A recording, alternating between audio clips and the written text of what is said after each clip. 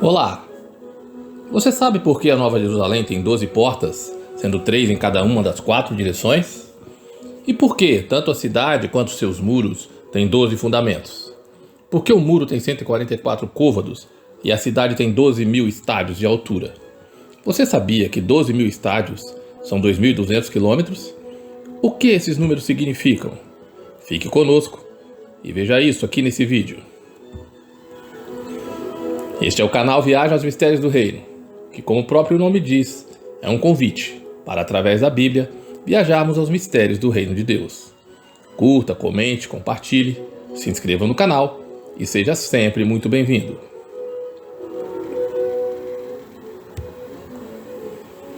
Neste vídeo abordaremos o capítulo 21 do livro do Apocalipse. Falaremos sobre o novo céu e nova terra e a nova Jerusalém.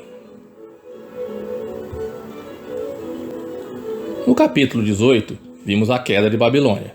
No 19, o fim da besta e do falso profeta. No capítulo 20, o próprio Satanás é aprisionado e depois lançado no lago de fogo. Todo o mal foi destruído e todos os agentes do mal foram lançados no lago de fogo. O juízo final é levado a efeito e a morte e o Hades são destruídos. Então, Deus cria novos céus e nova terra.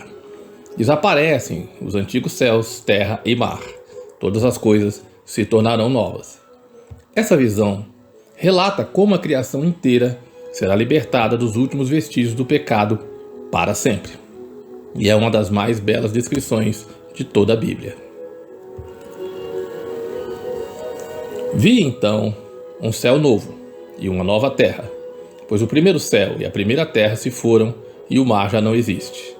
Vi também descer do céu, de junto de Deus, a cidade santa, uma Jerusalém nova, pronta como uma esposa que se enfeitou para o seu marido. Tudo se fez novo. As coisas velhas, os antigos céus, terra e mar já não existem. Ficaram para trás. A nova criação será tanto física quanto espiritual, e isso pela eternidade. Quanto à nova Jerusalém, ela é tanto a noiva, os habitantes, como a própria cidade, o estado eterno. E ouvi uma grande voz vinda do trono, que dizia: Eis que o tabernáculo de Deus está com os homens, pois com eles habitará, e eles serão seu povo, e Deus mesmo estará com eles. Ele enxugará de seus olhos toda lágrima, e não haverá mais morte, nem haverá mais pranto, nem lamento, nem dor, porque já as primeiras coisas são passadas. A morte morreu, foi aniquilada, e com ela acabou todo o luto. Além disso, toda dor, pranto e lamento está extinto. O próprio Deus enxugará toda lágrima. Não há dor terrestre que não tenha consolo superabundante na eternidade. A nova Jerusalém é o tabernáculo de Deus com os homens. O tabernáculo do deserto era um tipo da presença e da comunhão de Deus com seu povo. Depois veio o templo de Salomão. E por fim, o próprio Deus tabernaculou entre nós em seu Filho Jesus. Durante esta nossa era, a igreja é tabernáculo e templo do Deus vivo. Porém, é a eternidade que trará toda a plenitude da revelação. E o que estava sentado sobre o trono disse: Eis que faço novas todas as coisas. E acrescentou: Escreve, porque essas palavras são fiéis e verdadeiras. E disse-me ainda: Está cumprido. Eu sou o Alfa e o Ômega, o princípio e o fim. A quem tiver sede, de graça lhe darei a beber da fonte da água da vida. Aquele que vencer herdará estas coisas, e eu serei seu Deus, e ele será meu filho. As mais belas promessas do Apocalipse e de toda a Bíblia terão cumprimento eterno na nova criação. As palavras são fiéis e verdadeiras, porque quem as garante é o Alfa e o Ômega, o princípio e o fim. Ele mesmo é o fiel e verdadeiro. Aqui retomamos as promessas feitas às 7 igrejas. Todas foram feitas ao que vencer. O vencedor é um herdeiro. A promessa é baseada na filiação. É uma herança. E foi isso que Jesus veio fazer. Dar-nos o poder de sermos feitos filhos de Deus. Mas, quanto aos medrosos, e aos incrédulos, e aos abomináveis, e aos homicidas, e aos adúlteros, e aos feiticeiros, e aos idólatras, e a todos os mentirosos, a sua parte será no lago ardente de fogo e enxofre, que é a segunda morte. Aqui vemos o contraste entre os bem-aventurados, que herdarão todas as coisas novas, com o restante que recebeu a marca da besta. O Apocalipse foi escrito para a igreja, visando fortalecer e consolar os fiéis. Ele foi encaminhado às 7 igrejas com a mensagem: resista, fique firme. Os que morreram em Cristo serão sacerdotes e reinarão com ele. A fidelidade dos vencedores não será em vão. Todos os males desta lista estão relacionados de algum modo ao Império Romano e o seu culto ao imperador, lembrando-nos sempre de por que e para quem o Apocalipse foi escrito. Então, leremos esta lista de acordo com seu significado no Apocalipse: os que abandonaram o reino de Deus e cujos nomes não foram achados escritos no livro da vida. Covardes são aqueles que, em tempo de tribulação, abandonam a fé em Cristo, a fim de salvarem a própria pele. Nos dias de João, esses subsequentemente davam lealdade ao culto ao imperador. A inclusão da palavra nessa lista é cortante e solene. Nos faz lembrar da grande agonia da perseguição pela qual a igreja passou e prevê como os homens reagirão quando o anticristo começar a maior de todas as perseguições. Incrédulos são aqueles que abandonavam a fé na missão de Cristo, preferindo elevar um mero homem à posição de divindade, adorando-o no culto ao imperador. A sua fé não resistia nos tempos difíceis. Abomináveis, aqueles que praticavam a idolatria e seus vícios. É usada a mesma palavra que vimos em Apocalipse 17:4, sobre as abominações da meretriz. A ideia, desde o Antigo Testamento, é que tanto as imagens quanto as práticas da idolatria eram repulsivas e nojentas. Este é o sentido das abominações. Todos que voltam ao paganismo são maculados e contaminados pelas práticas do culto pagão. Assassinos eram aqueles que matavam os cristãos, por ordem ou em cooperação com o império. Acabavam fazendo mártires entre os cristãos, inclusive denunciando-os. Jesus mostrou-nos que alguém pode tornar-se homicida até mesmo sem matar ninguém. Impuros é uma palavra que alude à impureza sexual. Os cultos pagãos faziam da prostituição um meio de financiar aos templos e seus sacerdotes. Prostituição religiosa profissional. A cultura pagã estava permeada de vícios sexuais de toda espécie. Negar a Cristo e abraçar novamente o paganismo é tornar-se cúmplice de todas as suas práticas. Feiticeiros, parece-nos que a principal razão para citar a feitiçaria no contexto do juízo no Apocalipse é o fato de que o culto ao imperador era promovido pelas artes da magia negra. Idólatras. O culto ao imperador era uma forma das mais vis de idolatria, já que elevava um homem à posição de divindade, adorando-o como tal, exatamente como o anticristo é adorado. Mentirosos, porque o culto ao imperador era uma mentira, e a adoração ao anticristo é uma forte ilusão e grande mentira. É o que vemos em 2 Tessalonicenses capítulo 2. Quando se repele a verdade que há em Cristo em troca de uma mentira, cumpre-se a palavra que nos diz que os mentirosos são aqueles que negam a Cristo. Esse é o sentido básico e primordial da palavra aqui no Apocalipse. Mediante a sua conduta, tornam-se completamente diferentes dos mártires. Quanto ao lago de fogo e a segunda morte, já abordamos nos capítulos 19 e 20 do Apocalipse. E veio um dos 7 anjos, que tinham as 7 taças cheias das 7 últimas pragas, e falou comigo dizendo: Vem, mostrar-te-ei a noiva, a esposa do Cordeiro. E levou-me em espírito a um grande alto monte, e mostrou-me a santa cidade de Jerusalém, que descia do céu da parte de Deus, tendo a glória de Deus, e o seu brilho era semelhante a uma pedra preciosíssima, como se fosse jaspe cristalino. A partir do verso 9, o texto retoma a descrição de Jerusalém, que se estende até Apocalipse 22, verso 5, com um detalhamento riquíssimo em simbolismos. Primeiro, temos a sua aparência.